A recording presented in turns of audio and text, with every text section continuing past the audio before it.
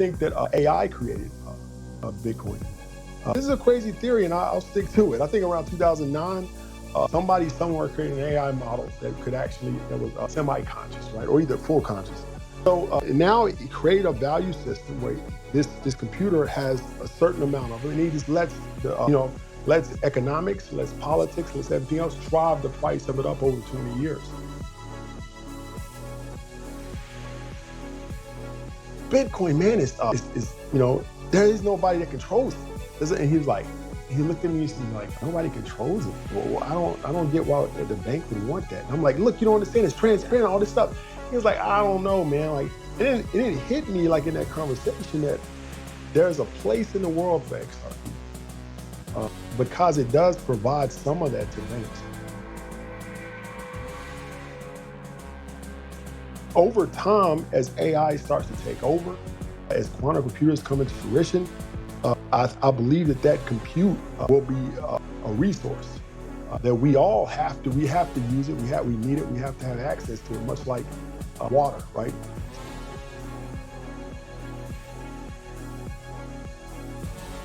I think that the biggest reason why that 4-year cycle worked was information asymmetry. And what that means is that a group of people had the information, a different group didn't have it. So people were able to profit on having information, what the halving was, what it did, how it affected the market. So they were able to buy, and then when the retail investors rushed in 12 months, 18 months later, the people with the information made their money and then they got out.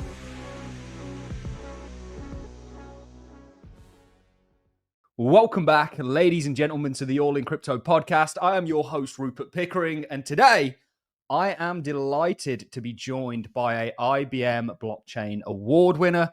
We have Armando Pantoja joining us on the show. Armando, how are you? I'm great. You? I'm absolutely fantastic, despite the turbulent time the cryptocurrency space is currently going through. And I'm sure we're going to get into all that. Really, where I want to start is with a little bit about yourself. Some of our viewers may be a little bit unfamiliar with who you are. So I'd really like for you to maybe give us a little bit of an insight into who you are as a person and how you ended up in the cryptocurrency space. So my name is Armando Pantoja. I have a social media presence under the name Tall Guy Tycoon, but I also do more than that. So I'm a futurist, investor, and consultant. I have a consulting firm and also have an investment firm. So we invest in private equity, emerging technology, including crypto. And the consulting firm, we help companies and individuals predict what's coming next with emerging technologies, including blockchain and crypto. So I have 20 years experience in technology. So I went to Allspe State University, got a bachelor's in computer science, went on to USF, and did my studies in computer science. My specialty was cryptography. This was 2010. So that's where I discovered Bitcoin in 2010. So I got in very early, but I didn't really see it for its potential. I saw it as like a technology thing. So I started a company then, and what we did is I thought the money was actually in integrating companies to accept Bitcoin as payments. So that's the first thing I did. 2013, Mt. Gox happened, so I stopped that and went back to traditional technology. But then I worked for a stock company for a while, and I either created a stock company, we got acquired, and then 2015, 16 came along, and I started seeing Ethereum. We saw smart contracts, we saw ICOs, a lot of things built on Ethereum. So I got back into it, more excited. So I started a company in 2016 called ICO Ranker. And what we did is that any new companies that were coming out that were built on the Ethereum blockchain, we would use a earlier version of AI to judge the potential of that project. So we would compare that project against previous projects and give it a score 1 to 100 for investment potential. And at that time, I don't know if you remember the ICO craze of 17 and 18. Crazy. The company, it blew up, right? We were the third biggest. And if you researched ICOs, you looked at that page. It was the third biggest site in the world for ICOs. Wow. So we got acquired in late 17. So a buyout by a publicly traded company in Canada. So we got cash and stock. I was instantly a multimillionaire. That's when I started going online and just started talking about this stuff because I'd retired from everything, so I didn't have anything else to do. So I was like, what am I going to do next? So I got online and started talking because I used to be also, when I was in grad school, I was also a teacher. So I did like teaching. I just didn't like the politics behind it. So I got online and just started teaching, what I like to do, and it just built up a big following. And I was able to leverage that following into the investment firm, consulting, in speaking opportunities, and also, I'm here with you guys because of that. So I've been very fortunate, and I'm excited to see what's coming next. Yeah, and I think it's going to take some turns in regards to what perhaps we were expecting or not expecting. I think just like any technology, kind of the evolution of it can often take a weird direction. I'm sure 2010 for Bitcoin, the kind of ethos and maybe narrative around Bitcoin was very different to what it is today. If you think about BlackRock being one of the largest holders of Bitcoin, I mean, what do you think about that? Do you think we've kind of Uh, strayed from Bitcoin's original ideas, or? Yeah, I mean, originally when I was in it very early, and it was mostly just tech guys. I was in grad school, so we were all just heavily, heavily tech guys into it. Uh, and I didn't at that time. That's why a lot of people hear these stories about the 20,000 Bitcoin pizza and the other Yep. guy losing his wallets, and then now we look back in hindsight and we say those people are stupid. Up into 2013 or 14, we didn't see it as a financial instrument or investment vehicle. It was just a technology, right? And we had no idea it was going up as high as it ended up being. So people was just like, we're just using it for a payment method, and then that's the reason why. I mean, you could. It was no. If you search in 2011, invest in Bitcoin, there was no hits, almost none into 2015. There was no charts into Coinbase started a chart in 13, 14. No charts at all. It was market. It was Coin Market Cap, but it came out in 2012. So early on, it was none of that, right? It was just So I don't blame. I don't. I give those people grace because they didn't know. I didn't know. But what's happened is that this is what I think is happening long term with Bitcoin. I think we started out saying Bitcoin was going to be a currency, Yep. and that was the narrative. It's going to be a currency. It's going to replace the dollar. And then as time went on, people started to realize in mass that this currency, and this is a subconscious thing that happens over an entire population. It's not each individual does not know what they're doing. They're just acting individually, but it's a subconscious thing. Subconsciously, as a group, we start to notice that it was an undervalued currency. Like it's severely, the only way it could be a worldwide currency, it had to be much higher than it is today. So everybody kind of figured that out in their own way, but maybe not subconsciously. So we started buying it as an investment. So this is like the mid game of Bitcoin, right? Is that we push the price up to where it can finally be a currency. It's stable. That's what ETFs and all these things are doing. So 10, 15 years, it will be a stable coin that will go back to its original purpose as a currency. Can't be a currency, it's too volatile now. That's the reason why it can't be a currency. So we've changed the narrative in the mid game, but I believe long term, Bitcoin will go back to what it originally was supposed to be, a currency. Yeah, I'd love that because I always sort of feel a little bit conflicted in regards to perhaps how Bitcoin is being used today. I think there's actually less people using Bitcoin as a currency, a peer-to-peer currency today than there probably was back when you first got into it, right? And it would Um, have to return to a currency. And if the way that it's being invested in now is technically a Ponzi, it's like yeah, you get in money and go it's up. it's just it's just I mean, so the long game there, it has to turn into something, a currency, or maybe even like it doesn't have to be a person to person currency. It could be like bank to bank or nation to nation, kind of like gold is today. Sometimes you use the dollar more than gold, but it was a time Yep. we used gold for that purpose. So I think it's going to go back to that. I think that we're just in the mid game, and it's hard to see the end when you're in the middle. But I think 15, 20 years from now, we'll see that come to fruition. And do you think that happens sort of naturally? Good money drives out bad money, or do you think that happens um, through some sort of I don't know, catastrophe that causes people to look for an alternative out of the sort of Yeah, I mean, central there's banking always system? things like COVID and other things like that that cause people to look at everything, completely different. So along that way, things will happen that will cause shifts. I don't know what, but there'll be maybe a severe recession or maybe a war between countries or something will start to get people to look at Bitcoin more as a transfer of value. Uh, and I think the concept of good money pushing out bad money still applies, right? It's that these events just make it go Yep, make it faster. make it people, because people don't change unless something happens. So people go down the path of least resistance. So they're not going to change unless something happens. Then they are forced to change, and they realize the new way is better than the previous way. Yeah, yeah, we've certainly seen that throughout history. And on that journey, you know, sort of coming into Bitcoin 2010, 2011, my introduction was in the days of Silk Road to Bitcoin. And I wish I'd paid a lot more attention to it as what it is today. than its other uses. Um, when did you came across the ICO era, made a very successful company, and of course sold it? Was there kind of an aha moment outside of Bitcoin where you kind of went, okay, this technology is far more or has far more applications other than trying to be a peer-to-peer currency or a store of value? When was that kind of aha moment for you? I imagine it was around Ethereum. Maybe you could talk a little bit It was about that. exactly when Ethereum was released. To me, up until that point, Bitcoin was just a payment plus system, basically, right? Is that we would just pay, it'd be all at the time up in 2015. The way I saw it was an alternative payment system. You got cash, credit, crypto. Yeah, But when Ethereum came out, and I started looking at that early, and the reason why I really to be honest, 100% is that when I looked at Ethereum, the ICO of Ethereum, it was 30 cents. And I looked at it and I could have bought it and I said, man, I'm gonna buy it. I looked back in 2 weeks, it was $3. Then I looked back another week, it was 4. And then when it got to 6, I started saying, it didn't up until that time, and it sounds, you know, kind of stupid now because the way if we frame crypto, I never saw cryptocurrency as an investment all that time from 2010 to 2015. I saw it as a technology. I saw it as a transformative technology, but I never saw it as something to put your money in, it will grow and then take your money out, right? Never saw it like that. But Ethereum, when I saw that first wave of Ethereum, it hit me. It's an investment. It's not like any other investment, right? It's going to keep going up. And then I started looking into the technology of Ethereum, the blockchain, the smart contracts, and I was wowed by what it was able to do, and I saw the potential. yeah. No, it's really interesting as well that you say. I mean, hindsight's always 2020. Just like I mean, I loved what you brought up earlier about the guy that bought the pizza, right? And everyone's kind of clowning him, but at the time, that made total sense, right?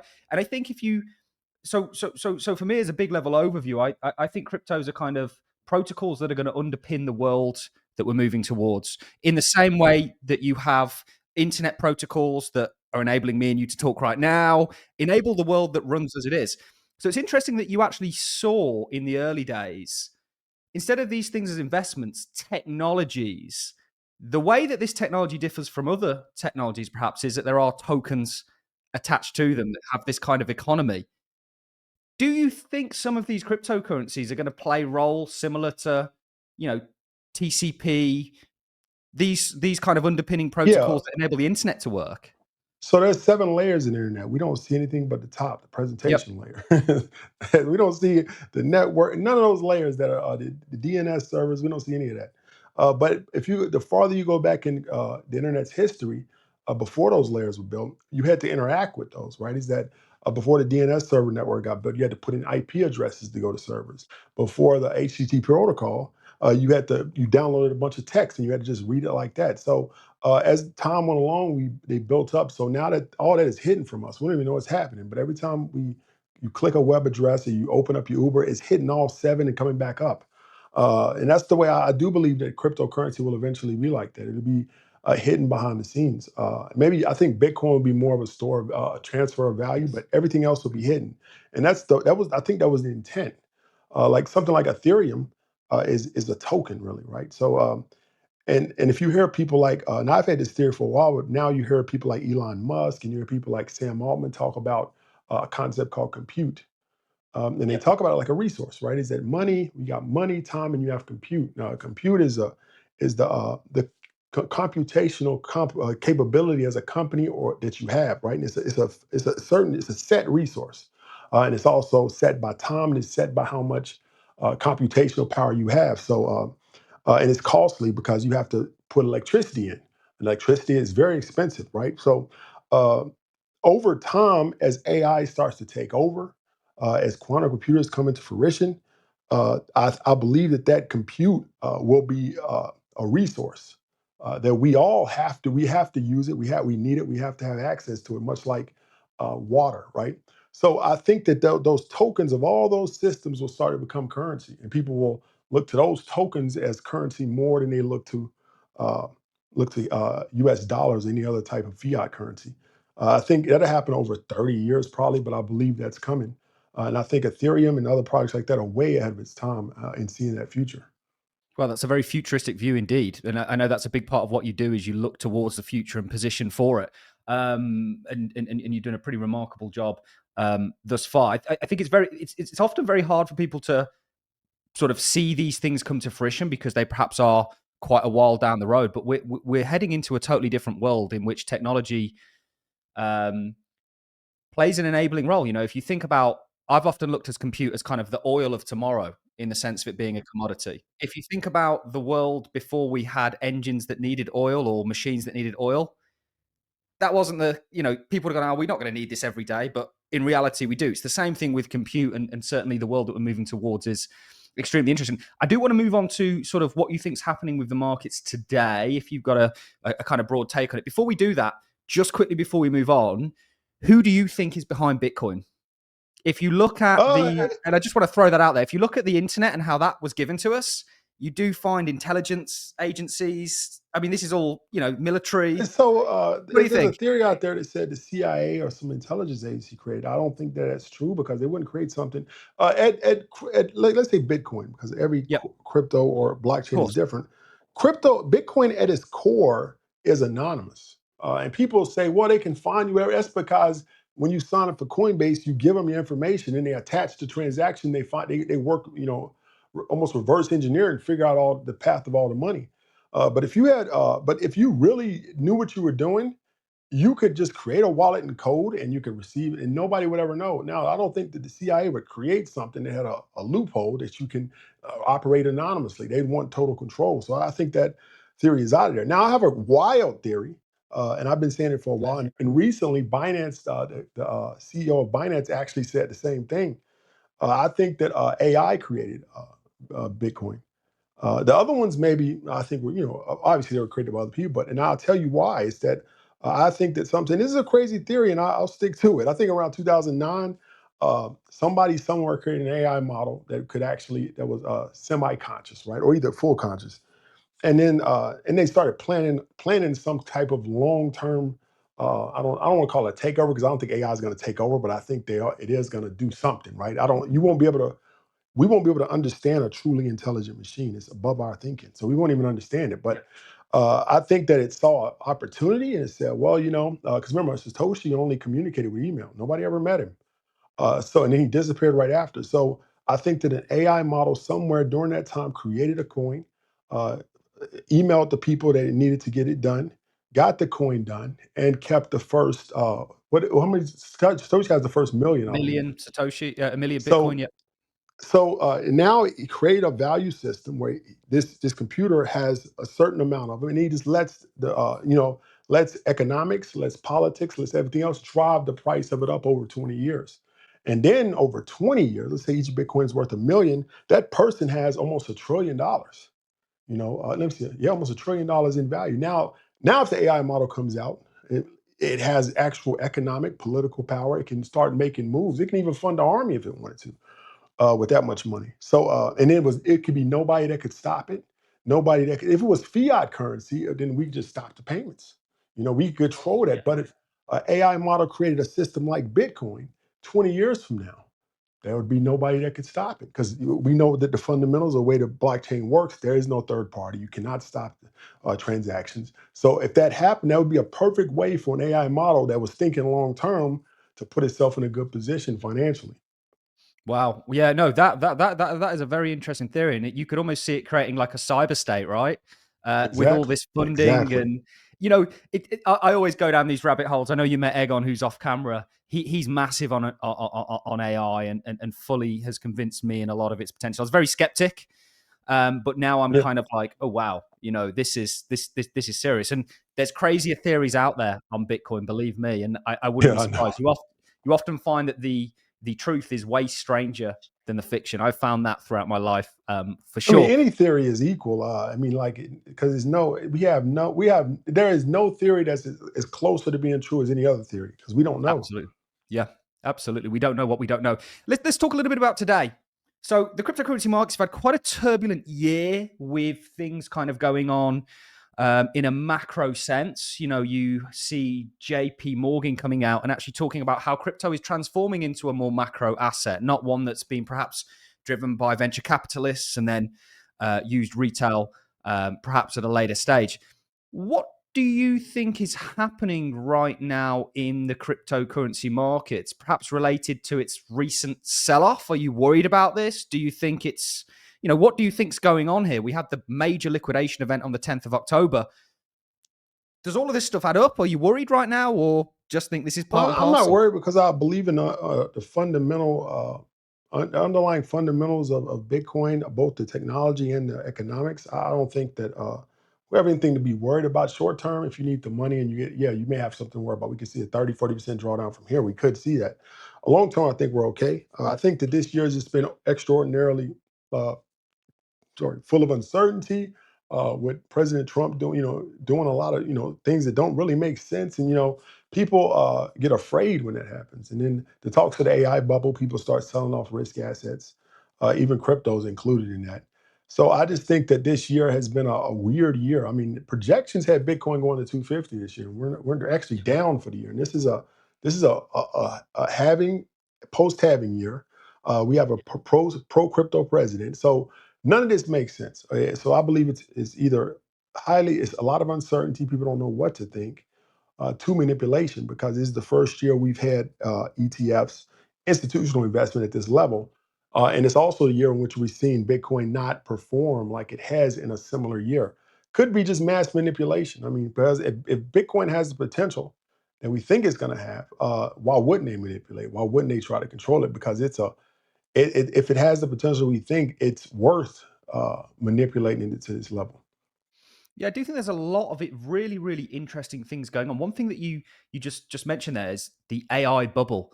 And it kind of infuriates me when people talk about an AI bubble, because I think if you're talking about AI being a bubble, you kind of don't understand AI, right? Exactly. I agree with you. And I know I absolutely know, because it's like people have been talking about the tech bubble since the dot-com crash. It's like, well, hang on, we're kind of 25 years on from that. I mean, when's this bubble gonna burst? Yeah. But it's do you think AI is in a bubble? Let me throw that back to you. Uh, so the term bubble is used by the average person interchangeably with like scam, or or it's over, right?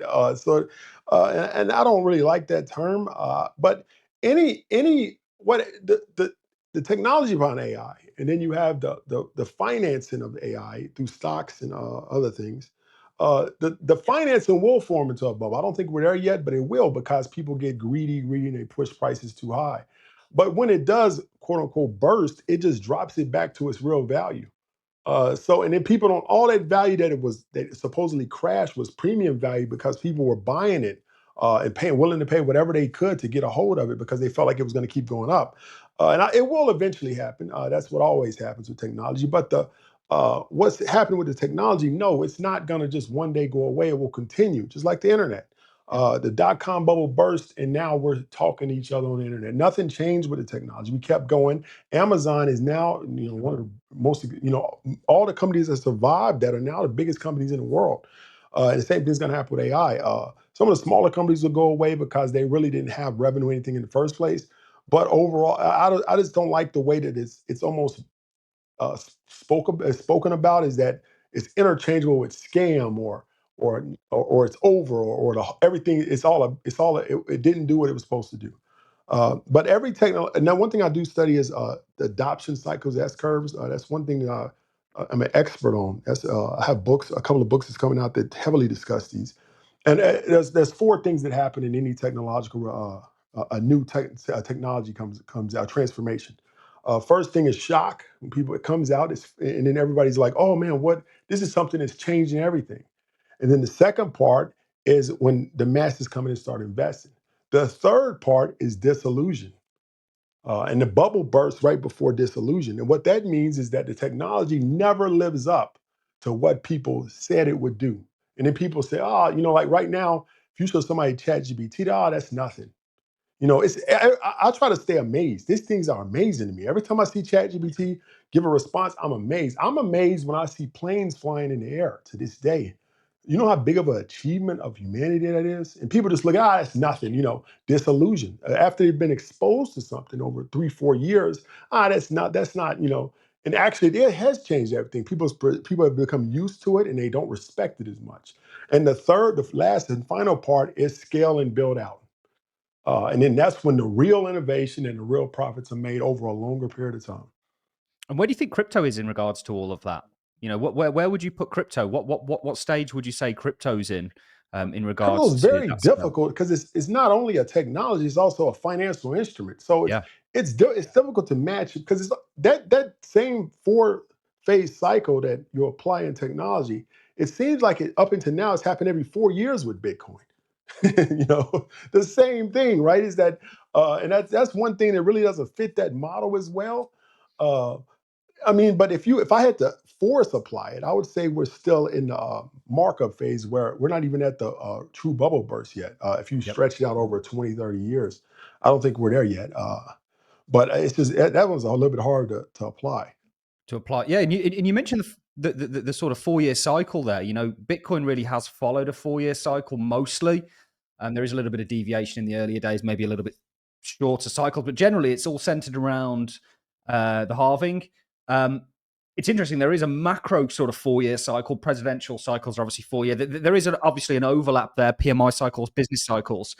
What do you think about the Bitcoin 4 year cycle moving forwards? Do you think this is something that's still going to be persistent in the crypto space or change? There was something you really could count on with Bitcoin, is a 4 year cycle.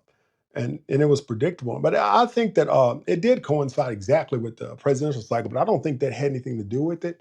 I think that the biggest reason why that 4 year cycle worked was information asymmetry. And what that means is that a group of people had the information, a different group didn't have it. So people were able to profit on having information, what the having was, what it did, how it affected the market. So they were able to buy. And then when the retail investors rushed in, 12 months, 18 months later, the people with the information made their money and then they got out. And that was because 98% of people didn't even know what the halving was. So it caused the information gap there. But I think now, because that was before institutions were involved. Remember, institutions are a lot more savvy than we are. They predict 10 years out, not 1 year out, 10 years out. So now they understand the halving and they projected all of their models and everything to account for it. So we won't see that wild volatility based in 4 years. It'll be a steady climb over the 4 year periods because they've already planned out far, and most of the money flowing into Bitcoin now is a lot of it really is institutional, and they're not trying to do 1 or 2 year plays and you're trying to make a bunch of money quick. And they would be actually better off if Bitcoin had a predictable price increase every year. Yeah, it's So it's very so much interesting. ATFs and institutional money is like kind of flattened out the line. It's still going up, but it's a lot flatter. Yeah, yeah, no, it's very interesting. You could sort of see that more sort of stock market growth to Bitcoin in opposition to the sort of halving driven 4 year cycle that we've seen. Now, I know you're a big advocate for XRP. I'm a huge advocate for XRP. I think it could fundamentally change how market. It could become a function of markets, global markets. You talk about how money and value moves. What was your journey towards XRP like? You know, when did it start to sink in that XRP was something real and tangible? It's been around since 2011, 2012, I believe. It started off as OpenCoin, invested in by Teal and a number of other individuals. Um, when did you sort of arrive at XRP? Very interested in that. I was in grad school at 210 in 2010, and I really believed in the ethos of Bitcoin. Anonymous, decentralized, transparent. And when XRP first came out, I hated it. I hated it. Anytime anybody brought it up, I'd argue with them. And this went on for like 4 or 5 years, maybe even it went on to like 6 years, from 2011, 12, all the way to 2019. And 2019 was a down year for crypto. 18 was late 17. It got to 20,000. Bitcoin did. Then it was a severe drop. So at that time, Bitcoin was at like 3 or 4 thousand from all-time highs previous of around 20. So I got invited to a crypto conference to speak. And when I get there, it's like, I mean, all the like Lambo kids. The year before that, it was like wild. Lambo kids. Younger people. Retail investors. This year, it was nobody there except bankers, people in blazers, and So I spoke on the stage, and I'm walking around. Remember, it was like maybe 1/10 of the people that were there the previous year. And I'm talking to this guy, and it's like normal corporate guy, but banker. He not just having almost like a mismatched blazer on. They don't really care too much. He had the shoes on where it's like I don't know what they are, but they're tennis shoes on the bottom and dress shoes on the top. So and he was just there to be comfortable. He didn't even care. And so I'm sitting out with this guy, and he's a smart guy, and he's talking, whatever. I'm like, he's like, I still, my bank sent me to get as a research mission. He's, I still don't get it. So I'm getting all excited. I said, Bitcoin, man, is there is nobody that controls it. And he was like, he looked at me, he's like, nobody controls it. Well, I don't get why the bank would want that. And I'm like, look, you don't understand, it's Yeah. transparent, all this stuff. He was like, I don't know, man. Like, it didn't hit me like in that conversation that there's a place in the world for XRP, because it does provide some of that to banks. There's a corporation behind it, so they can it adds some type of credibility to corporate people and banks. Ripple doesn't control it directly, but it does have a lot of control over it. So that does give banks a lot more confidence, and it's just a lot different than Bitcoin because the nodes are run by banks, right? So that's another sign that banks like to see, not just some random kid in his basement. So it hit me in that conversation that there's a place for XRP that Bitcoin really didn't fit, and then that's the reason why it just then that one conversation in my mind. I didn't talk to him about it, uh, but my mind just flipped to another thing.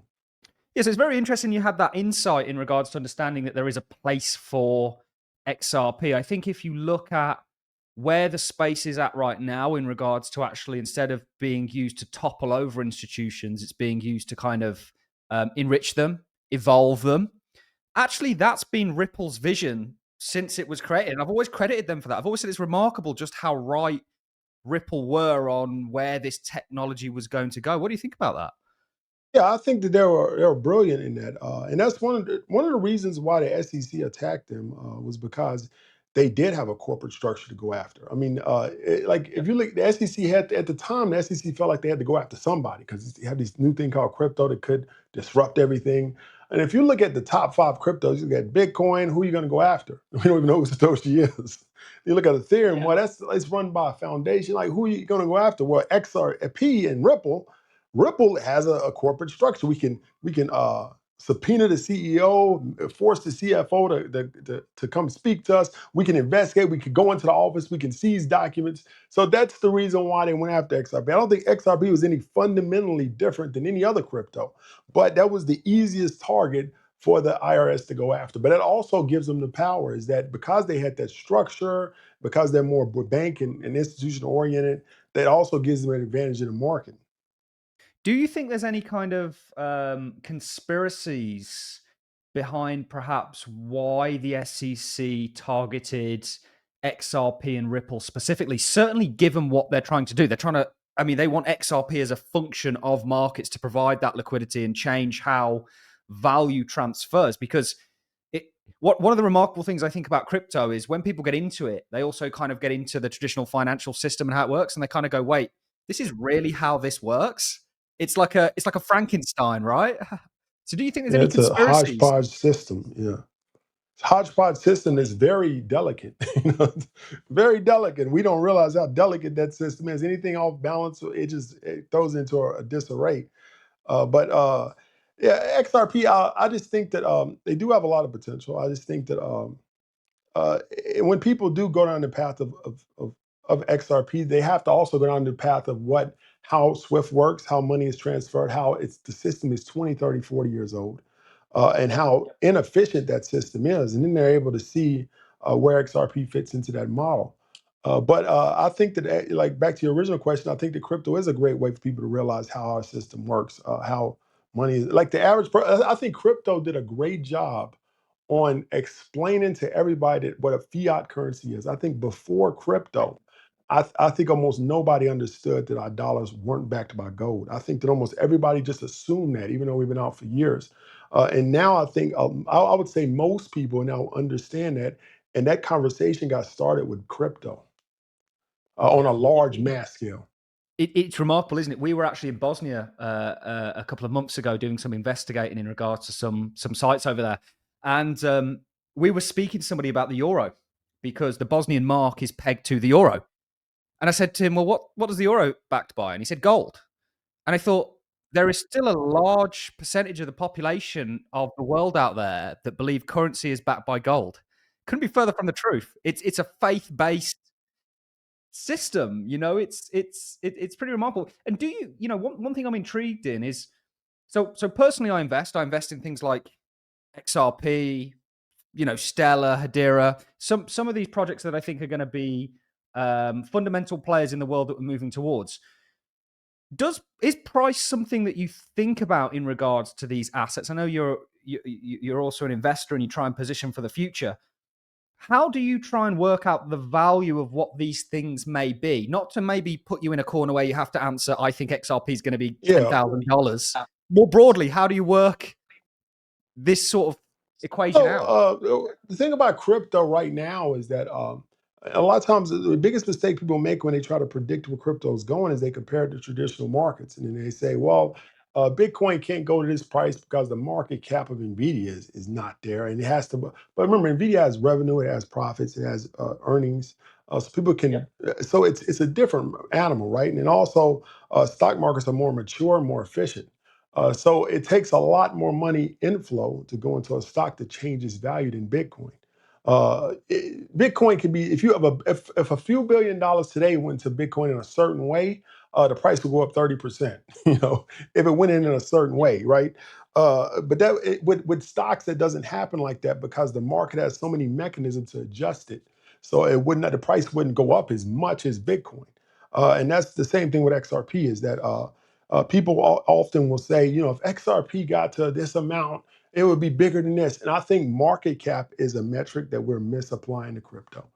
And I think it's okay for comparison. Like we say, well, inside the universe of crypto. But I think it's a mistake to compare the market cap of anything in crypto to anything outside of it because it's not one to one. And I think one day we'll look back on that and we realize how stupid that was. And I've been in crypto for a while. And I remember when charts and all this stuff got applied to crypto around 2015. There was no charts, no technical, none of that was in crypto before that. 2015, 16, that really started. And then people that were day trading started applying their knowledge to Bitcoin. Now, if you have thousands and thousands of people do it, the market will react based on the movements of all these people. So it starts to take on technical analysis, trends, and market caps and all this stuff. And it's almost a self-fulfilling prophecy. But I don't think I think crypto eventually will break free from that and it won't be seen. It'll be seen in a different way. I'm not saying we still can't read charts, but I don't think it's similar to stocks. We forced it to be similar to stocks. We can understand it, but market caps and all that stuff, I think that one day we'll realize that it's not the one-to-one comparison. A market cap of XRP could be 100 trillion. That does not mean that each individual XRP is. That's another thing people misunderstand about market caps is that we're not saying that all the XRPs are worth it. We're saying if you sold today, your individual XRP will be worth that much. As you sell, the price would drop, and then the last few. So it's not comparing. Nvidia is different. Nvidia is a company with buildings, with employees, with output. So it's not the same as is something like XRP having a huge market cap because XRP, all it is an asset that's used, a technological asset. NVIDIA is different. So it can have a way higher market cap than something like NVIDIA because of that. Yeah, no, I absolutely 100% agree with your sentiment. People often try and compare market cap of, like you say, Nvidia, Amazon, with these crypto assets and say, no, there's no way it could be bigger than the largest stock in the world, which It can oh, though. absolutely, certainly if it's Yeah, successful exactly. in becoming that almost global commodity or global lubricant for the financial system. I mean, I truly do think the more I try and understand price in terms of projection, the less of a grip I actually think I have on it, if that makes sense, in regards to just how high this stuff could go. I And we're think just talking so. about if it's successful, not if the fiat systems continue to snowball like they are. Yeah. I think one day we'll just like the market caps in crypto would just be seen as was way higher than stocks. Like it's not comparable. And I think the price can go up a lot higher than we even imagine. If we go back to the early days of crypto, I never would have imagined we'd be at 100,000. In none of my ideas, wildest dreams, I ever would have thought that. Even when I'm on my first Bitcoins at 80, but I really started investing at around 300, 400, really starting to buy it. And really, I got most of it between 3 and 10. That's when I really started seeing it. 3,000, 3,000 and 10,000. That's when I really was like putting money in every month. I never would have thought it would have went this high. I think, I thought we 2025 and that was as high as it would go. So it's past my my wildest dreams already, and I think we got a long way to go. Yeah, there's so much happening in the world. There's so much happening in financial markets. And this is kind of one place that I want to come on to. I know you're massive in regards to AI and you know you've got a good understanding of it. How do you think AI is going to change the markets? Because I mean I partake in the markets regularly. You know, I've done the That's a good whole point. I'm glad you asked me. Go ahead. yeah. I'm sorry. No, no. I'd love your take on it because it worries me a little bit in regards to my I don't know, exploit of the markets. That might not be the case in a market that's totally controlled by AI because AI's look at chess, right? The best chess player in the world will tell you straight up, I will lose 10 times out of 10 against AI. So what happens when you apply that to the markets or anything, you know? What do you think about how AI is going to change the markets? The principal reason is that I mean, when you invest, what you're doing is you're taking advantage of inefficiency, right? On a smaller scale, like if you're investing in, let's say, Amazon store, and let's say there's a pair of scissors that sells on Amazon, so sells for $5, but you're able to acquire it in China for $3. So you ship them over and you break it up the package and you sell it to people. Now that's again an information asymmetry is that people don't know they can go straight to China to that website and buy it. And that's how people make money. But AI, and that's just in a business, but it also applied it to like markets. Is that the reason why me and you can invest in XRP? So we see the potential in the future that other Yeah. people may not be able to, don't have the knowledge or the experience to apply and see it. So we make our money that way. But when AI starts to do this, they'll have foresight that me and you don't have. They'll be able to project out 20 years. They'll have more access to information and able to apply it. So the inefficiencies start to come down as these AIs compete with each other. And one day, investing as we know it will be impossible for a human to even do. So we won't be able to do it. And the second thing about, and that I think that'll happen later, but I think the first thing that most people won't realize is going to happen is there's 8 billion people on Earth, roughly 8 billion. And then when we try to project what crypto or Bitcoin can do, we say, well, even if everybody owned a bit, this much crypto, it still wouldn't be at this price. But what we're failing to know is that or understand is that one day there will be AI personalities. They would outnumber us 1 to 10 by 10. And they'll be fully functioning AI models, AI personalities, virtual and in the real world, that have need for access to assets, to have to transfer value, to have to invest and do small micro transactions or even full transactions. Now, that's it to the market. That's just another person, right? Is that, and then you add, now we have instead of 8 billion people, we got 30 billion individuals, human and non-human, interacting in the market. Now you can see how XRP can go 10, 20, 30 times higher because we got more players in the market. They all will come rapidly and it will be quick. And it will just, and it will be like almost like a hockey stick of how many personalities will exist. We could have 100 billion personalities by 2050 that are all interacting in the market, both virtually and physically, like humanoid robotics and everything like that. They need resources. They have to buy and sell. They have to pay for things, and all of that will push these prices up to places that we can't even imagine. And I think that it's very interesting to consider that some of the cryptos that me and you talk about are going to play that kind of protocol level role in enabling this new world. It's exciting. I think some people are very fearful, but with change, there's always opportunity. I always say to people, you know, you've got, and I might be totally wrong on this because there'll be new opportunities. People were terrified with the Industrial Revolution. You know, those people no longer had to stand out and you know sort of do manual labor on in regards to the farms. Machines could do it. They said, okay, this is going to wipe out jobs, but guess what? People just went and got office jobs, and the economy changed. I think we're going through a similar thing with AI, or it's inducing that. I always tell people you've got a certain amount of time to basically make out like a bandit in regards to make money, because that arbitrage in life is going to get less and less. You'll be put into.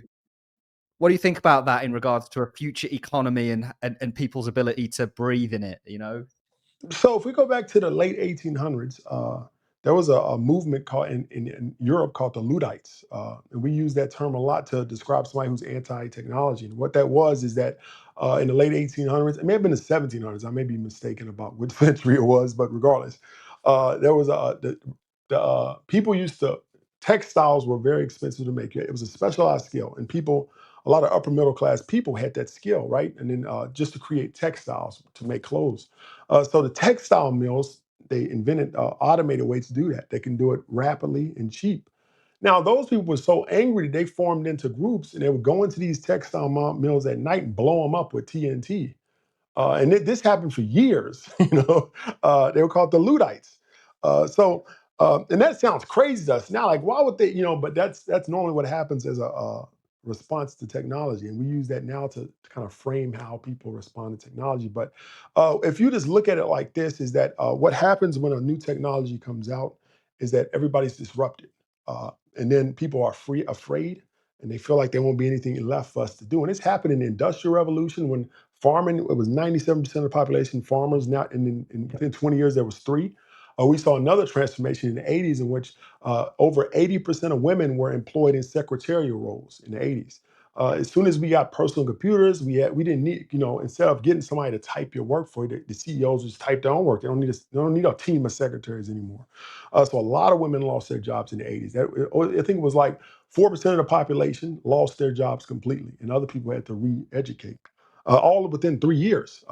But we didn't see any impact with that. People that were the typists, they became something else. They became a higher level secretary. They learned how to use Microsoft Word, Excel, and they changed into something else. Maybe a different type of job. And I think that when AI does take our jobs, and it will take most of our jobs, right? What will Yeah. remain is human-based jobs. And what I mean by that is like even waiters in restaurants, barbers, massagists, or anything where people would rather have a human interact with them. Those jobs will raise in value.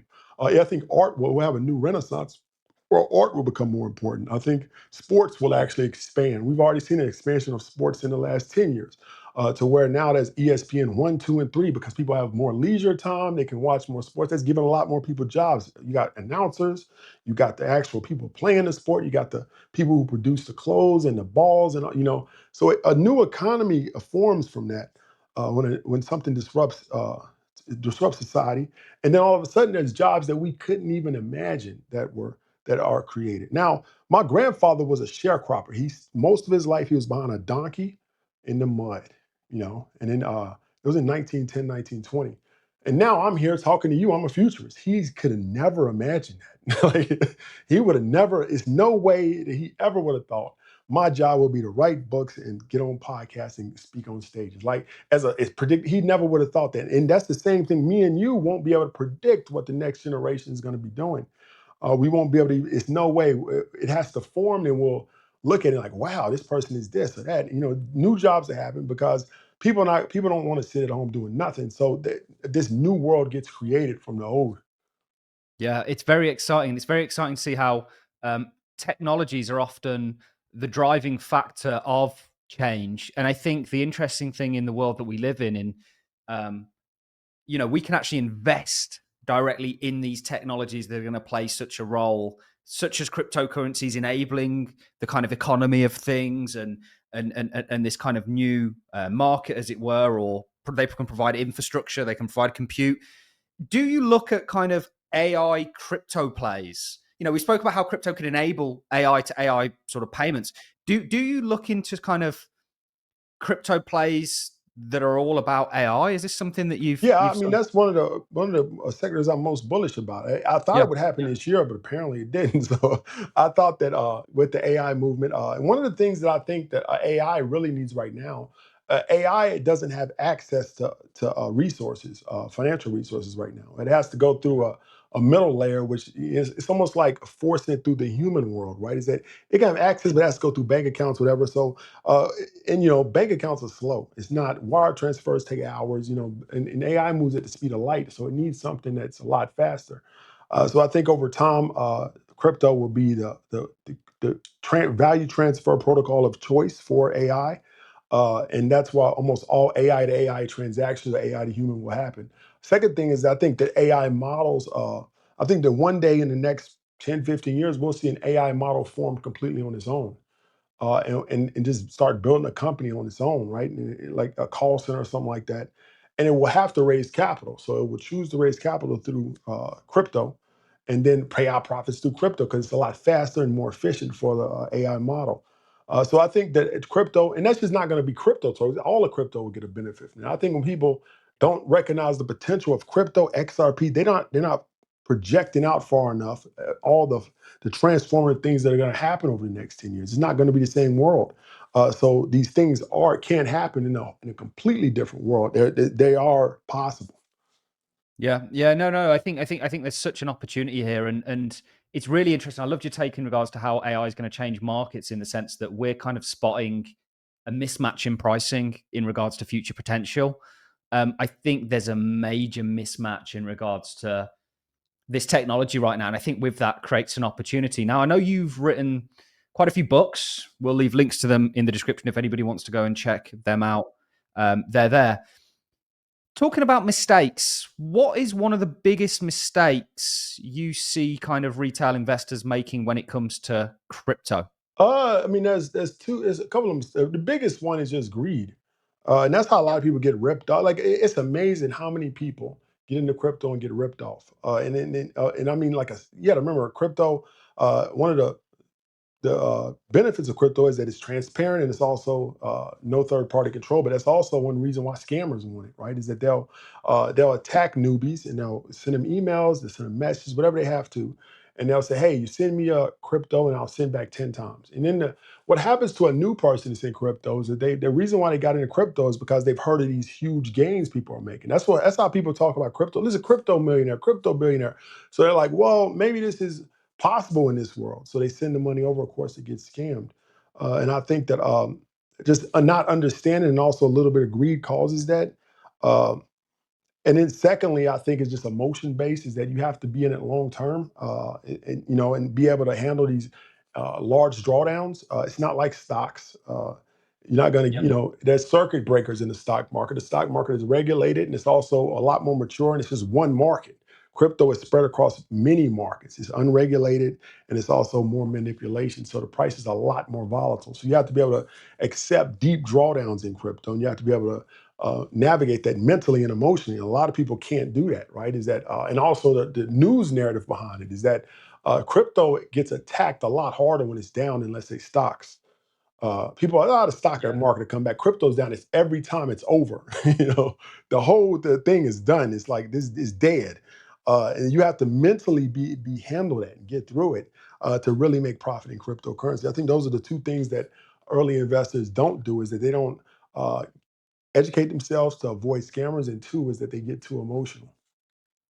I think this year has been really testimony to that. I've watched so many people lose their minds, including kind of influencers. A lot of people that I kind of came up with, they've all left. And a lot of the reason is I need to take time out with family. I need to put myself first. And I'm just kind of like, and even listening to people in the comments and things like this, people really can't handle this market. And that's because they don't understand it, maybe.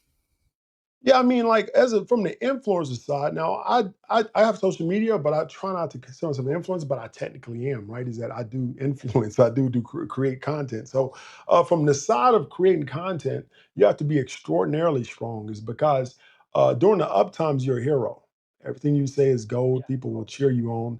During the down times, you're a villain. So you can wake up with 20 messages saying you're a scumbag, you did this, and most people cannot handle it. That's why, like, I agree with you. Is that back in 2000, like everybody I came up with are gone. like, they had 100, 200. I think he's frozen again, but are you back?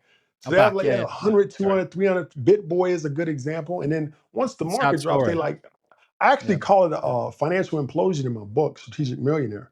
It's one or two things that happen to those people is that they make so much money so fast that their ego gets so big, or they do something crazy and they implode.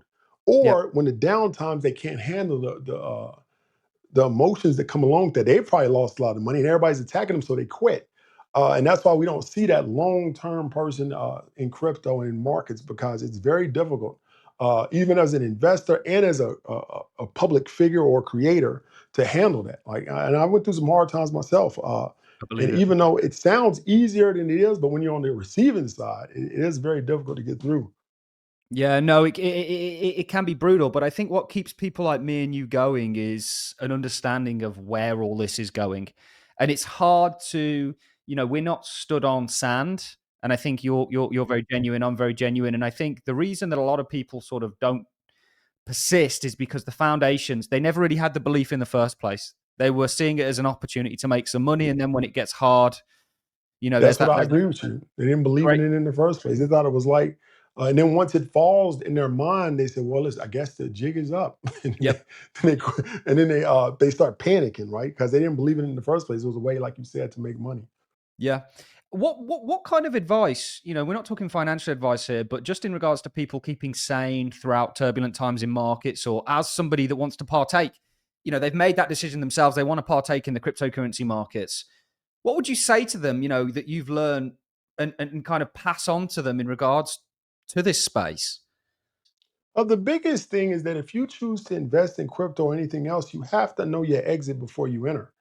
And that creates a more calm in your life. Is that I'm going to invest in Bitcoin today. What is the price at 85,000?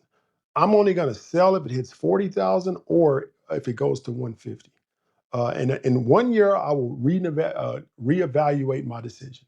And then you buy crypto, and that's your plan, right? You're not going to navigate from unless something crazy happens. You're not going to change that plan, and that creates calm because even if it goes down, I said I was going to hold it to 40. So and that's really what in investing we call it a stop loss and and your exit point. But that when you do that early on, you're not bothered by the ups and downs, because you have a plan and you're going to stick to that plan regardless. So that really helps people with their emotion. Now, the problem is that when you go, your friend tells you get into Bitcoin. You say, "Well, I have $10,000. I'm gonna put it in there," and you watch it. You have no plan.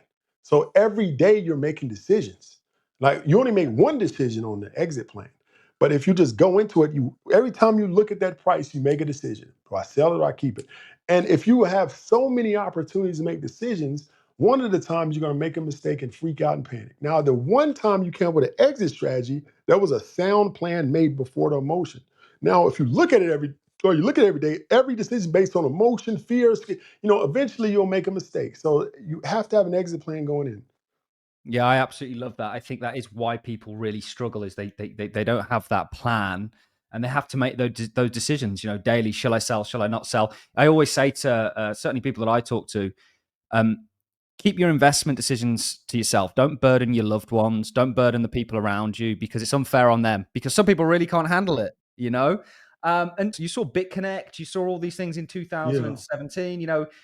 2022 was crazy. Sometimes I do look myself in the mirror and say, "Am I crazy to be here?" But then you kind of fall Exactly. back. You I wouldn't do. be a smart investor if that one day you woke up and said, maybe this is a scam.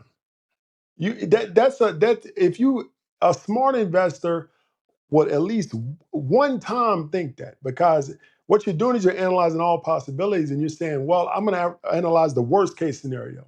And one day it does go through that. Maybe I am involved in a Ponzi. Then you think, what is this a Yeah, Ponzi? And you try to figure it out. And then you go back to your original conclusion, but it had to go through your head if you're a smart analytical investor. of course. And I think every time I do that, I come to the same conclusion, and that is there is no way that this technology doesn't play a major role in the world that we're moving towards. It's already happening and is only going to continue. 2026, 2025 has been a big year. It's been kind of up and down from the market perspective, but there's been a lot of fundamentally good things that have happened towards crypto. What are you looking at in 2026? Are you bullish on 2026 as a year, bearish? What are you looking for in 2026?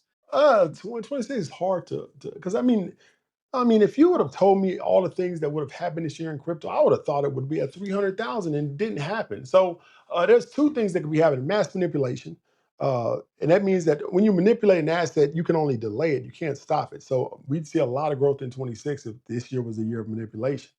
Now, if we're still stuck in the 4-year halving cycle, which I don't think that we are, but like I said, is that you can never be sure about anything. So 90% sure it's not a 4, but there's still a 10% chance it is. So if that's the truth, we got an 18-month bear market, which is a year. Let's say it started a couple of months ago. We got 14, 15 more months left. If that the 4-year cycle still holds. So 26, it won't just be stagnant. It will either be a rapid rise or a steep decline into bear market. That's what I think is going to happen in 26. Yeah, it's always quite hard to, I think there was a number of things I was looking for this year that didn't quite play out. But Armando, that's been absolutely brilliant. You know, we absolutely love having individuals like yourself on that have got such a breadth of knowledge in the space. Where would you like to send people? We're going to put all your links in the description, so do go and check Armando out. Where would you like to send people that want to find out more about yourself and what it is you do? So I'm active on X.com, and it's Tall Guy Tycoon, TALLGUYTYCON. It's an underscore on X because somebody got the name before me. But on every other platform, YouTube, TikTok, Instagram, is at Tall Guy Tycoon, TALLGUYTYCON. Got a book on Amazon called The Strategic Millionaire. Pre-order. It comes out February 8th. And another book called The Future of Wealth that comes out this summer, both by Wiley Publishing. Yeah, you can grab that on pre-order it today on Amazon. It's a black and gold book. There's an older version of that book which we try to take off, but it's a new one called The Strategic Millionaire. It's black and gold. Pre-order that book today. Fantastic. And ladies and gentlemen, there is links in the description to all of that. Armando, it's really been a massive pleasure to have you on. I've really enjoyed this And a pleasure, conversation. man. Hopefully we see you soon. Yeah, I hope to come back. Thank you. That's it from us, guys. See you all in the next podcast.